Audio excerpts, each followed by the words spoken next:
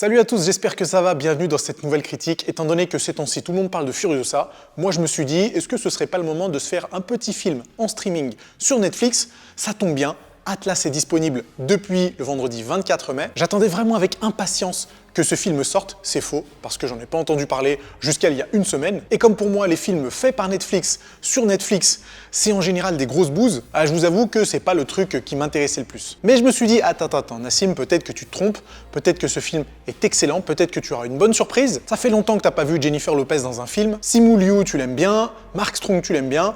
On va voir ce que ça donne. Et autant vous dire que j'ai pas été déçu. Les amis, avant de parler un peu plus longuement du film, peut-être que vous pouvez faire un tour du côté du bouton s'abonner, activer les notifications. Vous savez que cette petite chaîne, c'est une chaîne sans prétention. Peut-être que vous me suivez sur ma chaîne principale. Ici, on n'est pas beaucoup, on parle de cinéma. Ça va être cool de voir ce qui sera possible de faire dans les prochains mois, voire même dans les prochaines années. Donc si vous avez envie de suivre tout ça, cliquez sur le bouton s'abonner, activez les notifications et mettez un petit commentaire, ça fait toujours plaisir. Ok, Atlas, disponible depuis le 24 mai sur Netflix, est le dernier film de Brad Peyton, réalisateur de renom, c'est fou encore une fois, qui s'est occupé des merveilleux San Andreas, Rampage et Voyage au centre de la Terre numéro 2, que des films avec The Rock. Pas forcément un gage de qualité, mais encore une fois, on y va avec un minimum d'a priori. Il a aussi réalisé d'autres films que j'ai déjà oubliés, mais de toute façon, je pense pas que sa filmographie mérite d'être mémorisée. Et on retrouve au casting Jennifer Lopez, Mark Strong, Simu Liu, dans ce film de science-fiction où l'intelligence artificielle a décidé de se rebeller et devenir carrément une terroriste. Et le but, ce sera bien sûr de l'arrêter pour éviter que l'espèce humaine ne disparaisse. Bon, niveau originalité,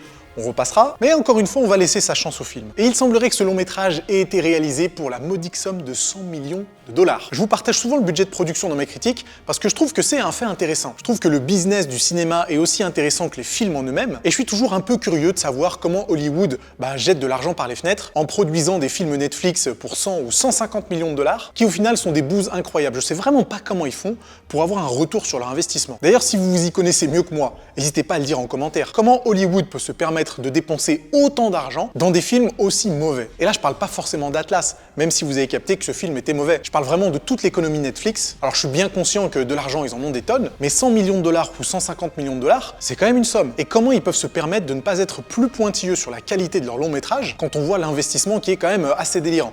Enfin bref, je digresse, mais si vous en savez plus que moi, n'hésitez pas à le dire dans les commentaires. Vous savez, si je devais comparer ce film à une personne, ce serait une personne qui n'est pas très intéressante, une personne qui n'est pas très intelligente, et une personne qui essaie de copier un petit peu sur les autres pour se faire un style. Mais le problème, c'est qu'elle copie très mal, très mal, ce qui fait qu'on se retrouve avec une imitation qui est plutôt bas de gamme, même s'il y a des gros moyens derrière, parce que 100 millions de dollars, c'est quand même pas une petite somme. Et le truc avec Atlas, c'est qu'il n'y a rien de bon à dire sur ce film, absolument rien. Il est mauvais du début à la fin, de la réalisation au script, au jeu d'acteur.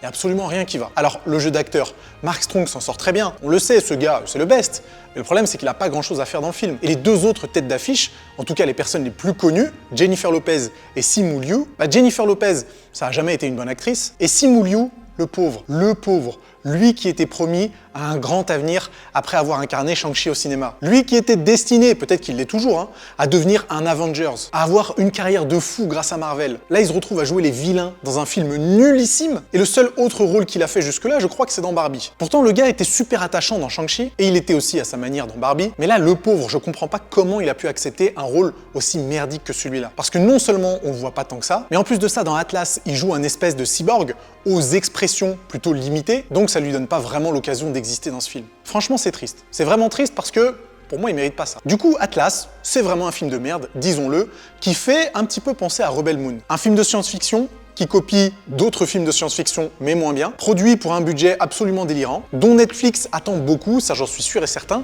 mais qui se plante royalement. Et Atlas va se planter royalement, c'est sûr et certain. Vous allez voir que si d'autres personnes postent des critiques dans les jours suivants, l'avis sera unanime, j'en suis persuadé. Celui qui arrive à apprécier ce film, soit il a aucun goût, soit c'est un génie, et du coup, il faudrait qu'il nous explique comment il peut trouver son compte là-dedans. Niveau scénario, est-ce qu'on a au moins un tout petit quelque chose à se mettre sous la dent?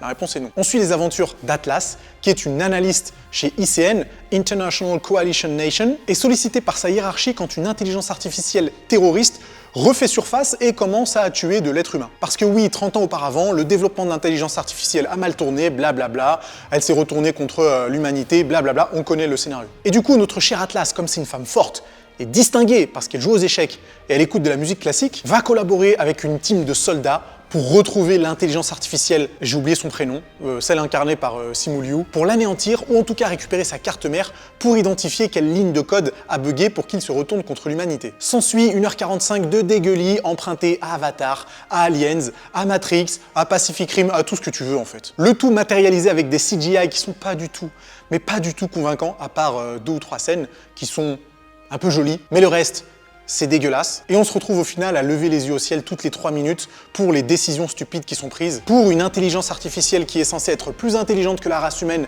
mais qui prend des décisions à dormir debout. C'est quand même fou de se dire qu'une intelligence artificielle qui est devenue plus intelligente que la race humaine, et qui est donc censée être capable de tout anticiper, n'anticipe rien du tout. Et tu te retrouves à regarder le film en disant mais attends, mais c'est complètement stupide. C'est stupide pour un être humain, mais c'est encore plus stupide si c'est une intelligence artificielle qui est censée être intelligente qui fait ce genre de conneries. Et c'est là où moi ça m'embête, voire même ça m'énerve de voir un film aussi mauvais avec un budget aussi conséquent. Comment est-ce qu'on peut être aussi nonchalant avec 100 millions de dollars? Vraiment, ça me dépasse et je sais pas si un jour j'arriverai à comprendre le fonctionnement de cette machinerie-là. Et ce qui me dérange encore plus, c'est que ce film n'est pas mauvais, ce film est vraiment très mauvais. Si je devais le comparer au dernier mauvais film que j'ai vu, c'est-à-dire Godzilla x Kong, Godzilla x Kong, c'est presque un chef-d'œuvre à côté d'Atlas. Godzilla x Kong, je peux comprendre que certains y trouvent leur compte et passent un bon moment devant des kaijus qui se foutent sur la gueule, avec du gros son et des effets spéciaux qui sont quand même pas trop mauvais. Mais à côté de ça, Atlas, il y a vraiment rien à se mettre sous la dent. Et pour le coup, j'ai vraiment eu l'impression de perdre 2 heures de ma vie.